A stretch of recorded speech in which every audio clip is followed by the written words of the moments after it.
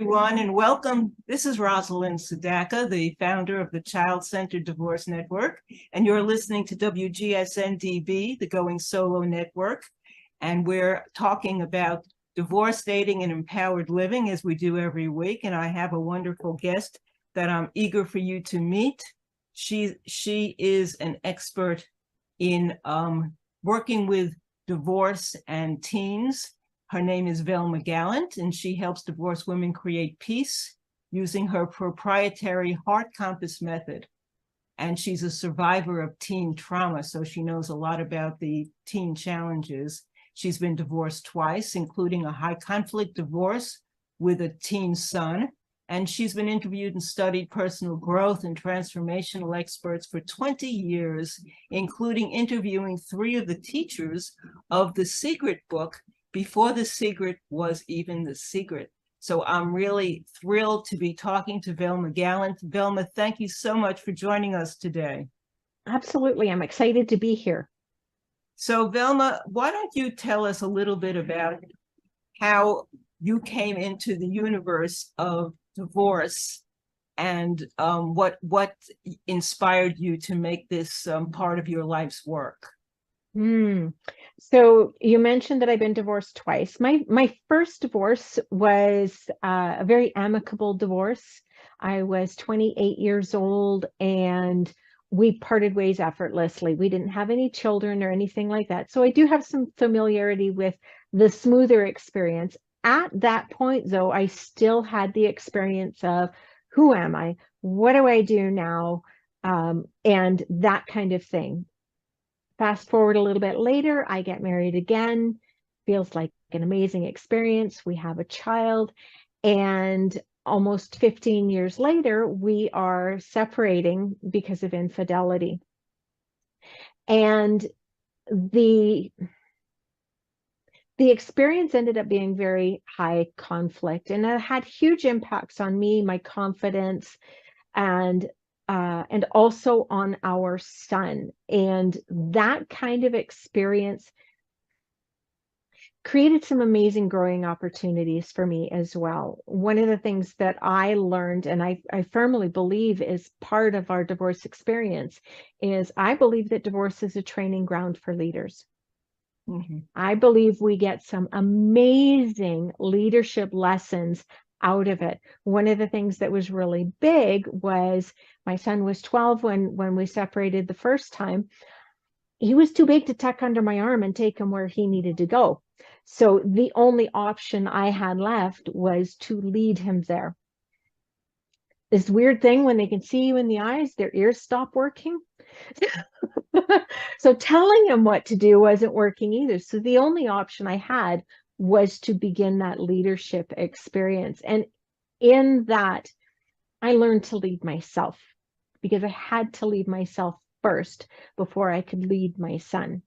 So those kinds of experiences of supporting my son through teen trauma. My parents divorced when I was a teen as well. So I kind of had a heads up about what kind of impacts it can have.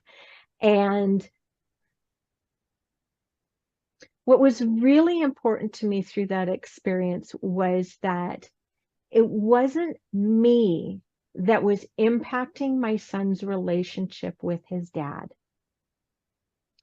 Because what he was going through was, I love my mom. I love my dad. My dad hurt my mom, and I don't know what to do with this. There you go. That's not uncommon. And it's heartbreaking for children because they want to fix the situation. They want to jump in there and do what's right for both parents. And of course, they're helpless. It's not their place to be fixing. They're not your therapist. And it's very difficult for them to cope. And they try things. And sometimes those things fail for them and they get depressed and they feel powerless. And so what happened with your son as a result of this experience? So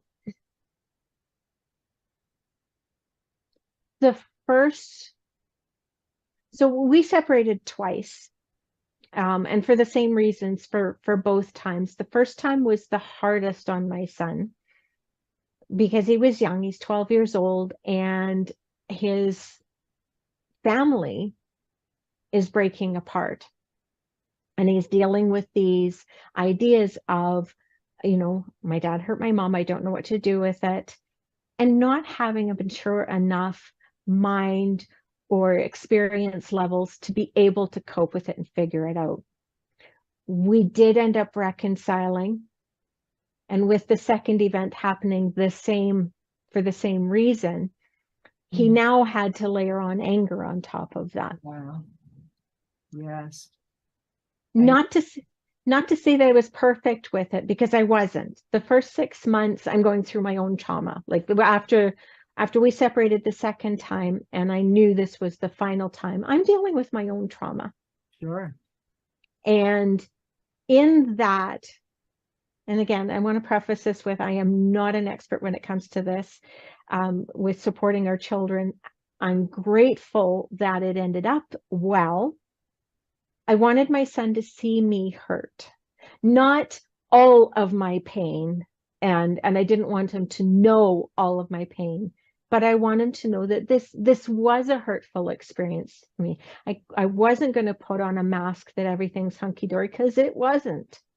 And part of the reason I did that is because I wanted my son to understand that we have these feelings, we have these experiences, and we need to move through them. We can't hide them. Yeah. And that's for sure. You can't hide them, and kids are very perceptive even when you try. Right? They are, and they'll call us on it too. They will absolutely call us on it too. What came of that, though, was he also witnessed me growing stronger. He also witnessed my healing. He also witnessed me claiming my power. So I wanted him to see both sides of that. I got a mom win out of that, in that, I think it would have been 3 years later, and he broke up with his girlfriend. At that time, he was living with his dad. And he came and stayed with me for a month because he knew it was safe to hurt with me, that I wasn't going to tell him to suck it up, or, any of the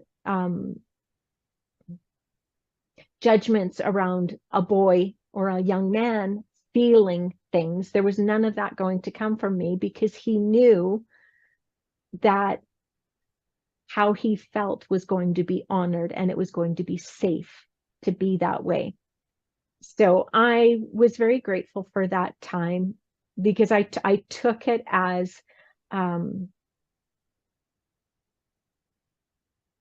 compliment, because it meant to me, and I interpreted it as, I'm safe for him. Now, safety for him also included being able to get angry with me, but that's part of our parenting experience anyways. Right, exactly.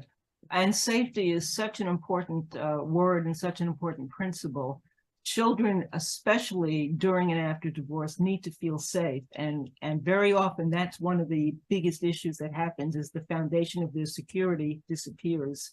And the parents aren't there to let them know that they are a safe place to fall, and that they have the security of the parental support when they need it most. So this is a very important point you're making. One of the other things that I learned through this experience, especially when it came to my son, was about responsibility. What am I responsible for? What am I not responsible for? And sharing that with my son. What is he responsible for, and what is he not responsible for? One of the things that I told him was that what goes on between his dad and I is between us. It's for us to deal with. He was only responsible for his relationship with each of his parents.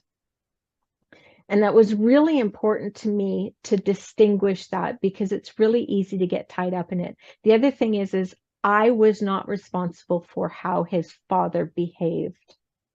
Excellent point. Something really important for children to understand.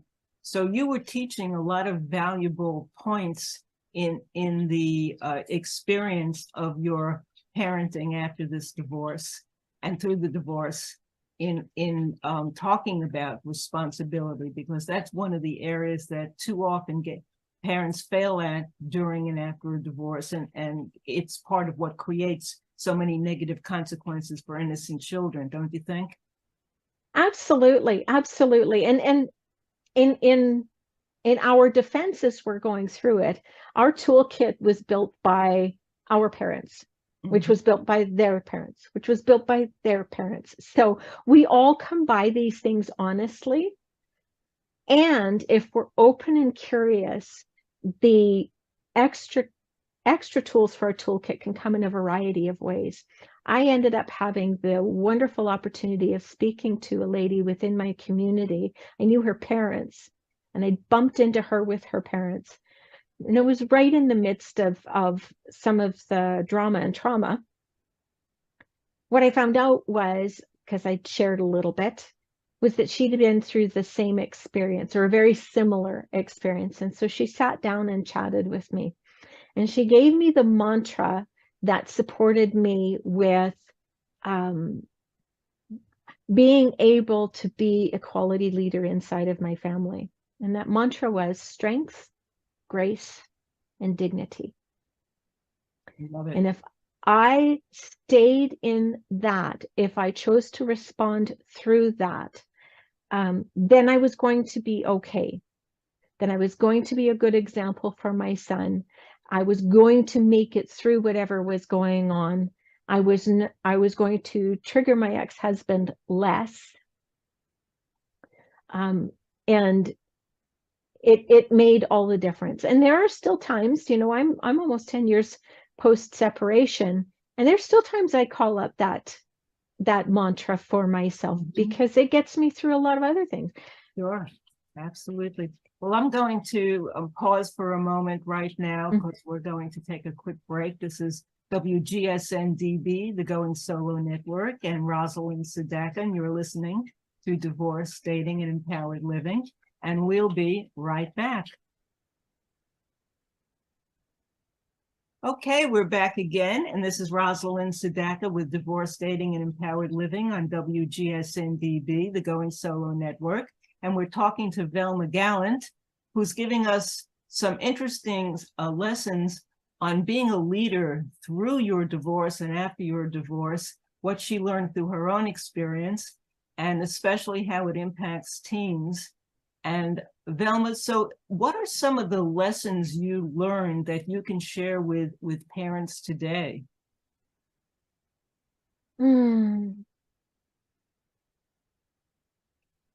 I do believe that if we come through this with the perspective that we are being leaders, we have to lead ourselves first, then we lead our children. That is the best way to start to move through the process. Not every divorce ends up being high conflict. Not every divorce ends up being smooth. Right. And the reality is, even if things go smooth, there's still impacts on our kids. We still have to be leaders. I think the other thing that is really important is to extend grace to ourselves, because we're not going to get it perfect. And the reality is our kids, as they grow up and become adults, they're not going to get it perfect. It's just the way it is. Everything is a learning and growing experience. And so extending a little bit of grace to ourselves, like, yeah, I can look back on those experiences and I can point to some specific events where I really screwed up, where how I dealt with things was not appropriate. And at the same time, I was open and curious. And so somebody who'd been through something similar spoke into my life.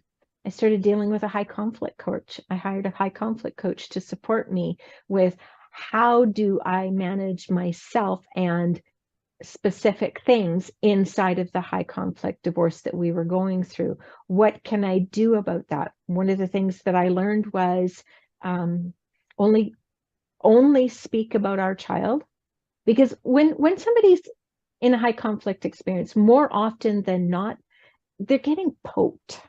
And my ex would often say comments about my faith, or you're this or you're that. I eventually put no contact. And what that meant was that he could only communicate with me by email, and he was only supposed to communicate with me regarding items that pertain to our son. That didn't always happen. Working with the high conflict coach, I understood that I only needed to give myself permission to respond to things that had to do with our son. I could just push the rest off to the side. I did not have to respond.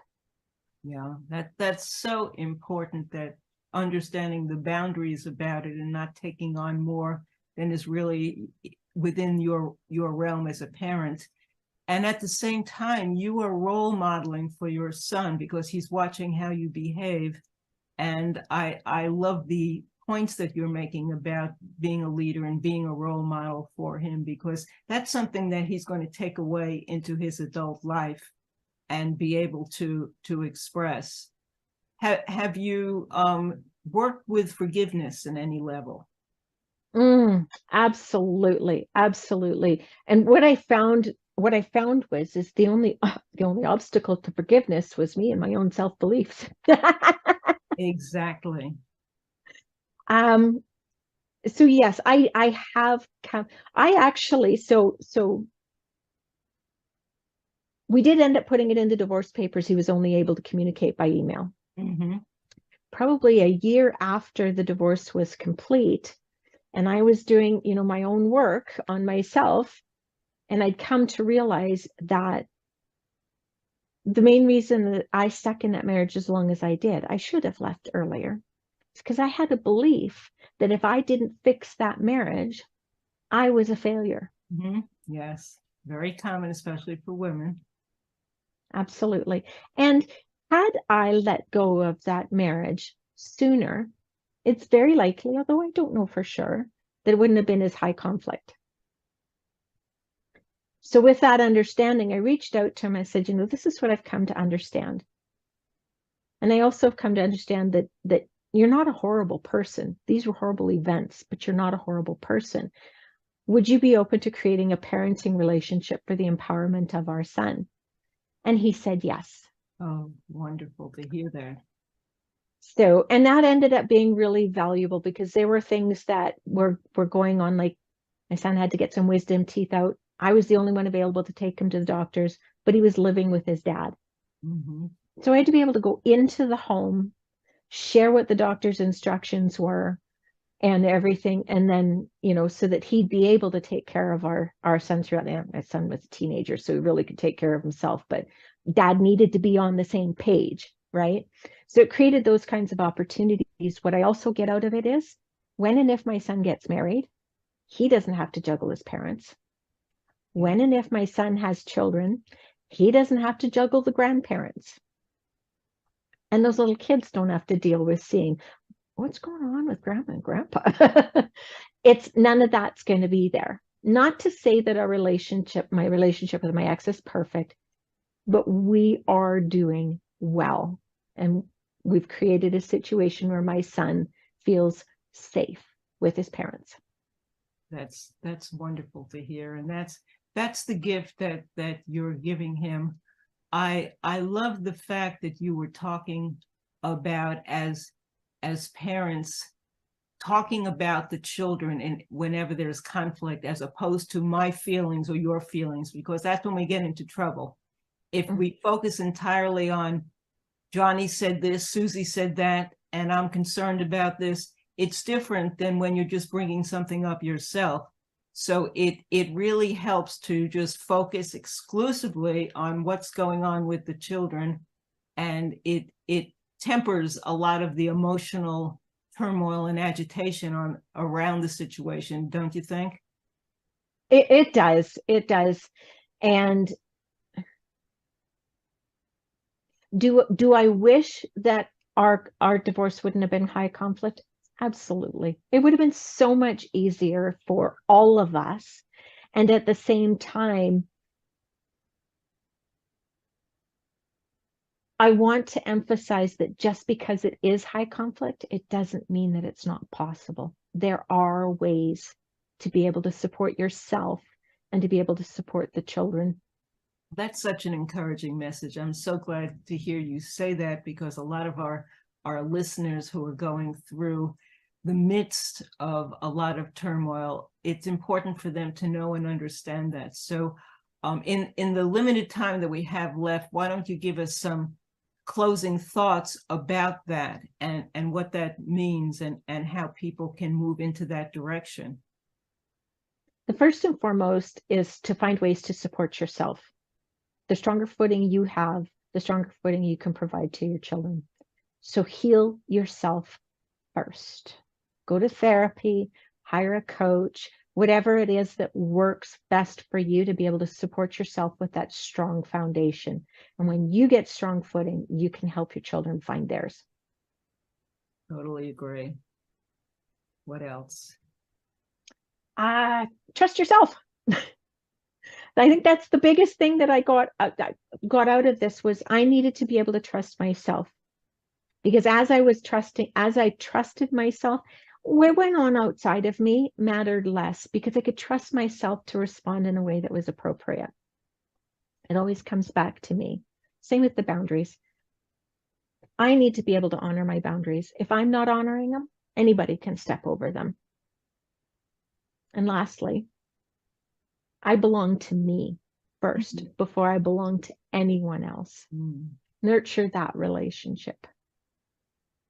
Yeah, and that's something that is so easy for us to do, to fail to do.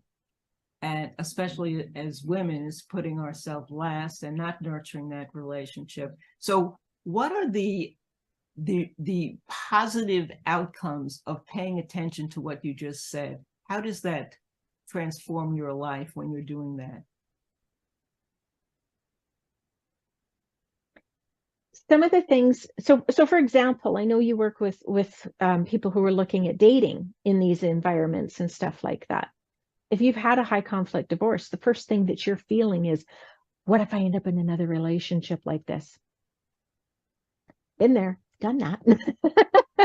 And as I built myself, and as I took care of my negative self-beliefs that allowed me to be able to trust myself, I was able to walk into these things not worrying about that, because I knew I'd be able to respond really well to it. So creating my life going forward, a lot easier, because I'm not creating with my wounds. And what do you say to your son? Do you ever talk about the divorce, the past, or is all of your interactions in the present moment? It does come up from time to time, because there are hiccups in his relationship with his dad from time to time. And again, creating the safe environment for him to come talk to me has been really, I think, valuable. I feel it's been valuable, because it's how he's equipped for his relationships going forward. One of the things that he shared with me is he was angry with his dad because his dad was not a quality role model for what a man was supposed to be like. And I'm like, there's stuff about you got the best from both of us. So there's stuff about your dad that's awesome. Build on those. And for the things that you don't respect, do the opposite. And understand that there are always quality male role models around you for you to be able to look to. I love that. That's a great answer, and something that's really valuable for him to take away and dwell on as he's growing older. Velma, how can our listeners find you and the services that you're offering now? So I'm mostly on Instagram and Facebook, so very easy to find me there. There's not many of us Velma Gallants out there, so it's pretty easy to find me. And there's also one of my websites where there's a free report, and that's findpeaceafterdivorce.com. Other than that, yeah, find me on social media. Hit me up. And do you provide coaching services to? I do. I provide coaching services to women. Generally, it's between the ages of 45 and 60. So, kind of like me. And because we're the ones that are coming out of these relationships. There seem to be more silver-haired divorces going on. Our children are older. Sometimes they're already empty nesters, but yeah, it's those women who are looking to create peace and build their life once this is all complete, because it's a perfect time.